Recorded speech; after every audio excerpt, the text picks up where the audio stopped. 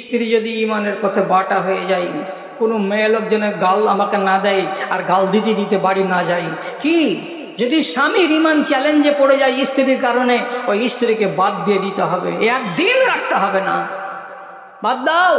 কেন যে এর কাছে আমার ইমান খাতরাতে পড়ে গেছে, এখন এই বেঈমান স্ত্রীকে নিয়ে আমি নিজে জাহান্নামী হতে পারবো না। আপনি বলবেন স্ত্রী আমার ইমানের খাতরা কি করে?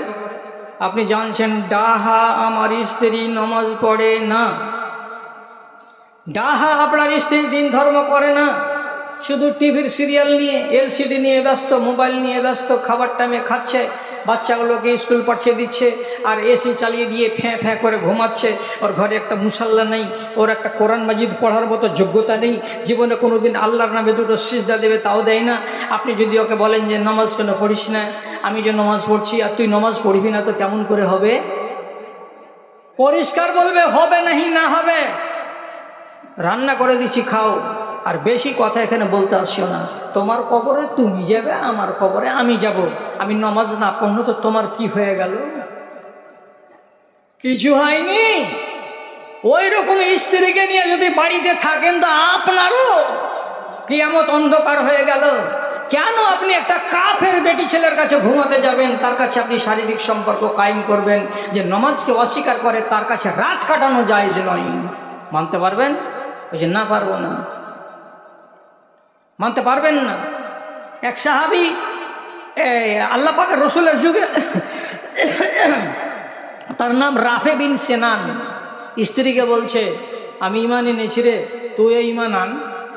তো স্ত্রী বলছে সব ভ্যাক ভ্যাক করতে আসিও না তো, বাপদাদর কামল থেকে মূর্তি পূজা জীবন কেটে গেল, আর এই নতুন করে তুমি এসছো, ওকে মান ওকে মান, ওগুলো আমি করতে পারবো না।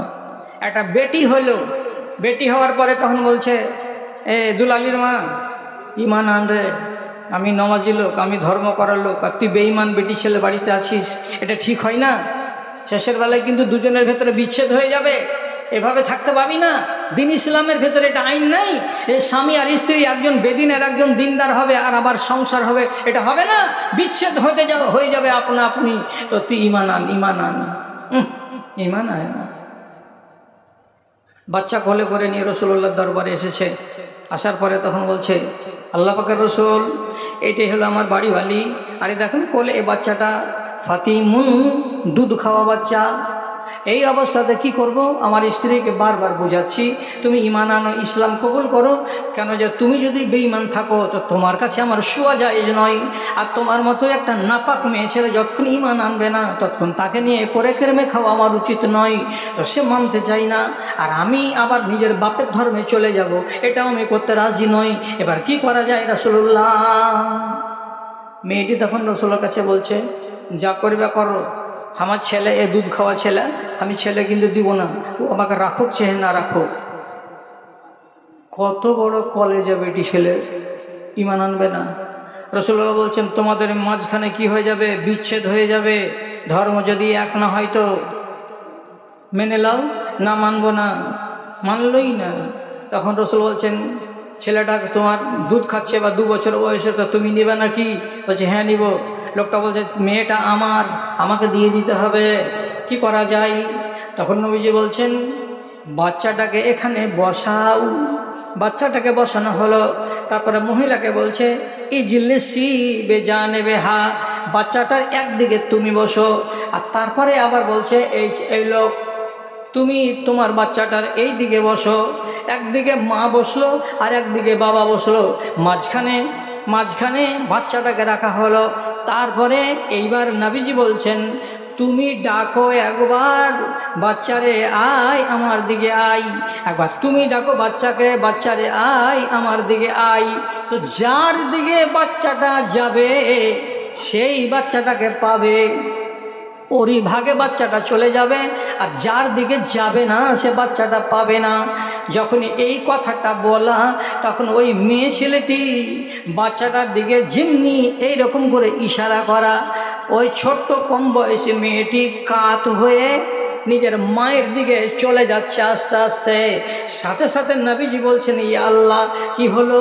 একটা মুসলমানের জন্ম দেওয়া বাচ্চা, আজকে ফাইসালা হচ্ছে কোর্টে, তো বাচ্চাটা কাফের মায়ের দিকে চলে যাচ্ছে আর ইমানদার বাপটা বঞ্চিত হয়ে যাচ্ছে। সাথে সাথে নবীজি বলছেন, আল্লাহুম্মা হাদে হাযিহি, আয় রব্বে কারীম, এই বাচ্চাটাকে তুমি সৎ পথের দিশা দান করো, উপর থেকে মদদ পাঠাও। যেমনি নবীজি এই দোয়াটা করে দিলেন, সাথে সাথে বাচ্চাটা মায়ের দিকে কাত হয়েছিল, মায়ের দিক থেকে সোজা হয়ে গেল। আর সোজা হয়ে যাওয়ার পরে বাম দিকে বাপ বসেছিল, বাপের কোলে এসে ঘাটটাকে জড়িয়ে ধরে নিল।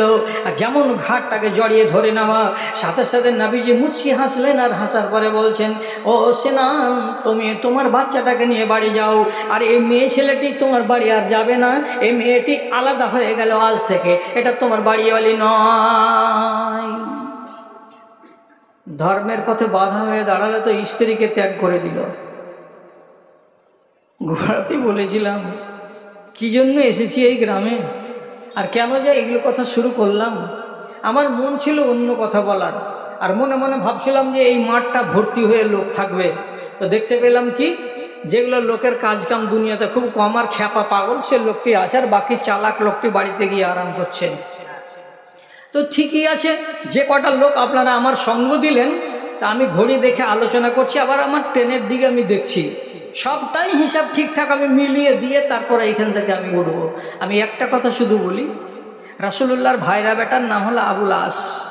সেই আবুল আসের সঙ্গে বিয়ে দিয়েছিলেন নবীজি তার মেয়ে জৈনবের। তো মক্কাতে 13 বছরের ইমানি জিন্দেগি কাটিয়ে রাসূলুল্লাহ মদিনা চলে এলেন। তো মক্কার জীবনে তার বেটি জৈনব ইমানদার, আর জামাই বাবুর নাম আবুল আস, তখনও ইমান আনেনি, তখনকার মতো ও হলো বেঈমান। বদরের যুদ্ধ হলো হিজরতের 2য় বছরে। জামাই চলে গেল তরবারি হাতে করে লড়তে, কার বিরুদ্ধে? তো শ্বশুরের বিরুদ্ধে। বদরের মাঠে 70 জন মক্কার লোকেরা, সিপাহীরা, মুশরিকরা বন্দী হয়ে গেল।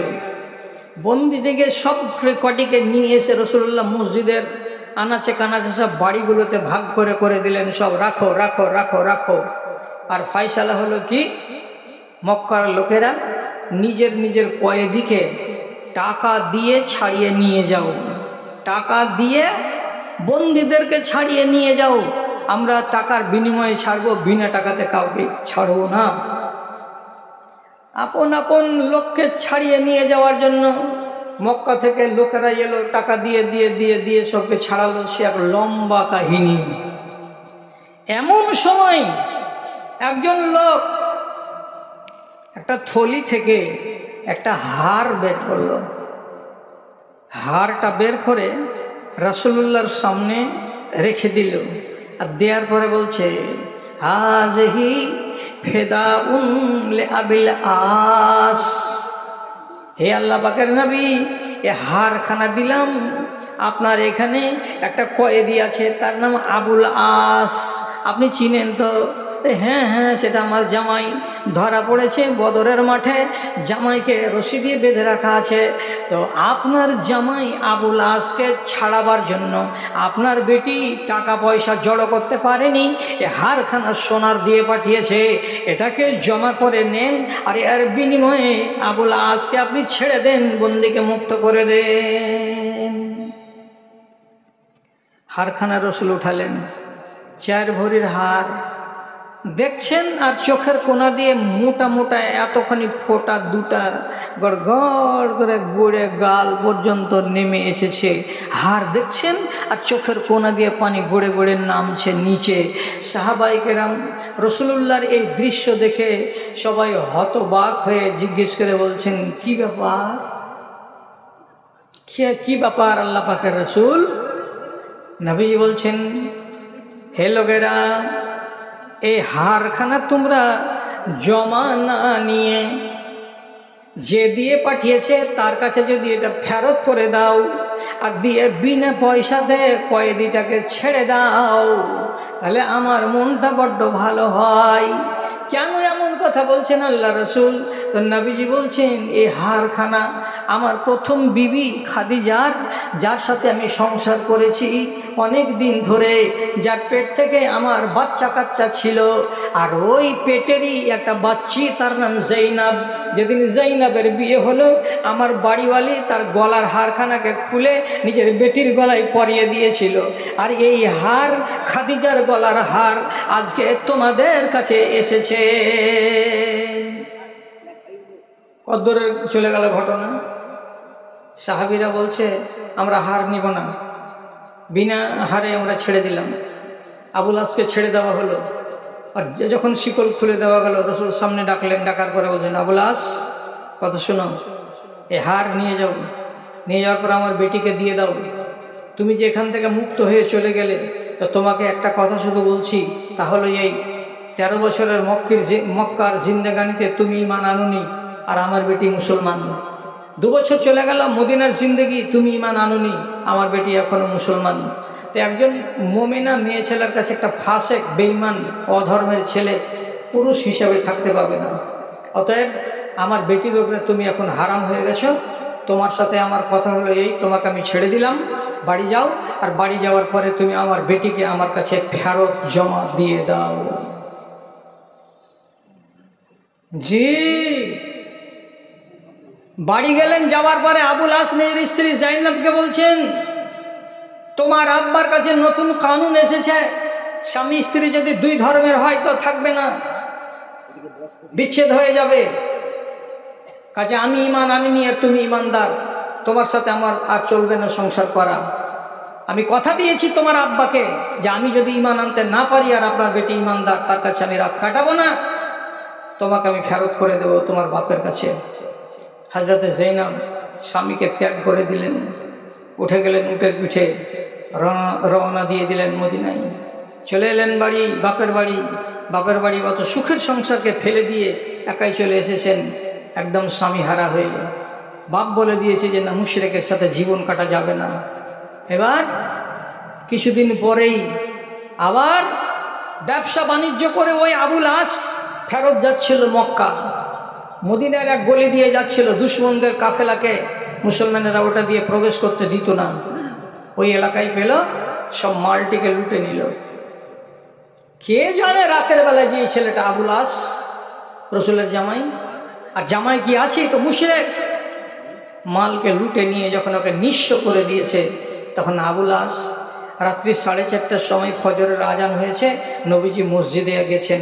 এমন সময়তে রসুলের বাড়িতে, যে বাড়িতে হযরতে জৈনব ছিল, সে ঘরের কাছে এসে 4:30 রাতের সময় আওয়াজ আস্তে করে দিয়ে বলছে, জৈনব, জৈনব। হযরতে জৈনব নিজের স্বামীর আওয়াজকে বুঝে নিয়েছেন। আর নেওয়ার পরে 4:30টার সময় দেখলেন কে? আবুল আস। কি খবর, এখানে এলে কেন? তুমি তো এখানে আসতে পাবা না। দুঃখের কথা বললেন লম্বা করে, এইভাবে দিন কাটছে, এইভাবে রাত কাটছে, এইভাবে ব্যবসা করতে গেছিলাম সুখের সংসার করব বলে, আমাকে তো একটা সংসার করতেই হবে, কিন্তু সেটাও হারিয়ে গেল। সাহাবায়ে কেরাম রাতের বেলায় লুটে নিয়েছে, আমি এখন নিঃস্ব, আমি দিশা না পেয়ে তোমার কাছে আবার চলে এসেছি, তুমি আমার এক যুগের স্ত্রী ছিলে। হযরতে জৈনব সাথে সাথে মসজিদে গেলেন। আর জানালাতে তখন মসজিদের ভেতরে জামাত চলছে, এমন টাইমে জোর করে আওয়াজ দিয়ে বলছেন, আইয়ুহান নাস ইন্নী ইস্তাজারতু আবাল আসে, ও লোকেরা, যতজন লোক মসজিদে নববীতে নামাজ পড়ছ, কান খুলে শুনে নাও, আমি আবুল আসকে নিরাপত্তা দান করেছি। সুতরাং আমার বাড়িতে বা মদিনাতে যদি আবুল আসকে দেখতে পাও, খবরদার তার উপরে তোমরা চাকু উঠাবে না, হাতিয়ার উঠাবে না। রসুল শুনলেন ইমাম, সাথে সাথে দুয়া তসবিহ ছেড়ে দৌড়ে এলেন বাড়ি। বেটিকে বলছেন, বেটি বাড়িতে আবুল আস আছে? বেটি বলছে, হ্যাঁ বাজান, আবুল আস আছে, আর মাল লুটে নিয়েছে আজকে মদিনার এই অলিগলিতে। দুঃখের জ্বালায় এই ঘটনা, চলে এসছে বাড়িতে, কি করব? তখন রাসূলুল্লাহ বলছেন, আকরিমি মাসওয়াহু ওয়ালা তাকরাবি ইলাইহি, রিশতাতে তোমার এটা খালাতো ভাই হলো, সম্পর্ক এখন স্বামী স্ত্রীর আর নাই। এই জন্য আমি তোমার বাপ বলছি, ওই ছেলেটাকে পানি আগিয়ে দাও, ছেলেটাকে খানা আগিয়ে দাও বটে, কিন্তু ওই ছেলের কাছে খবরদার ঘুমাতে যাবে না, ওই ছেলে যেন তোমার শরীরে হাত না লাগায়। বেটি বলছে, বাজান ঠিক আছে, তাই হবে, তাই হবে। খাওয়া দাওয়া করার পর শেষে বলছে, আচ্ছা তোমাকে কি এগুলো ভালো লাগছে? সামানটি লুটে গেল, আমি এখানে একা, তুমি ওইখানে একা। যদি ইমানটা কবুল করে নিতা তাহলে আমরা সুখের সংসারে থাকতে পেতাম। তো তুমি তো নিজেই জঞ্জালগালাকে বাড়িয়ে দিলে, এটা করা কি ঠিক হচ্ছে? স্ত্রী 5 কথা বলে যখন বুঝাচ্ছিল তখন স্বামী জানের খেদে বলছে, অতটি মাল লুটে নিল রাতের বেলায়, আর বলছে যে ইমান আনো, ইমান আনো। ইমান আনতে গেলে মালটি পাবো? বাপকে যে হাজরাতে জেনা বলছেন, বাজান তোমার জামাই যদি ইমান আনে তো মালটি পাবে? পাবে? ইমান আনতে বলো। ইমান আনলো, আর যেমনই ইমান আনা সাথে সাথে মসজিদে গিয়ে রাসূলুল্লাহ বললেন, রাতের বেলায় যে পহরাদারেরা তোমরা পশ্চিম রাস্তাতে ছিলে, মাল যে কটা রাতের বেলায় এক ব্যবসায়ীর কাছ থেকে তোমরা লুটে নিয়েছো, ওই মালগুলোকে মসজিদে নববীতে জমা করে দাও। 1 ঘন্টা লাগলো না, সমস্ত মাল মসজিদে নববীতে জমা হয়ে গেল। আর মসজিদে নববীতে যেমনি জমা হয়ে যাওয়া, আবুল আসকে ডেকে বলছেন, আবুল আস দেখো তো মালগুলো ঠিক আছে না নাই। সব দিক গুনে গুনে দেখার পর বলছে, হ্যাঁ এটি আমার মাল, সব ঠিক আছে। তখন রাসূলুল্লাহ বলছেন, তোমাকে যে আধা ঘন্টা আগে বললাম ইমান আনো, তো তুমি বলছি হ্যাঁ ইমান আনবো, আগে মাল দাও তো ইমান আনবো। এই যে মাল তোমাকে দিলাম, এবার মন লাগে তো ইমান আনো, আর মন যদি না চায় তো ইমান আনিও না। তখন আবুল আস বলছে, আল্লাহ পাকের নবী, এত সুন্দর দিন, এত মোহাব্বতের দিন, এত শান্তির দিনে যদি ইমান না আনি তাহলে আমার মতো কপাল পোড়া কে আছে? আমি মালও হারাবো, আর বিবি হারিয়ে দিয়েছি আজকে 1 বছর হয়ে গেল। আমি আর অভাগা হয়ে থাকতে চাই না, আমি ইমান আনতে চাই। মাল পাওয়ার পরে পরে সাথে সাথে নবীজির হাতে হাত দিয়ে বয়াত করে নিয়ে ঈমান গ্রহণ করে নিলেন। আমি এদিককার ঘটনাকে সব ছেড়ে দিলাম, গোড়ার কথাটাকে শুধু ধরলাম। কি?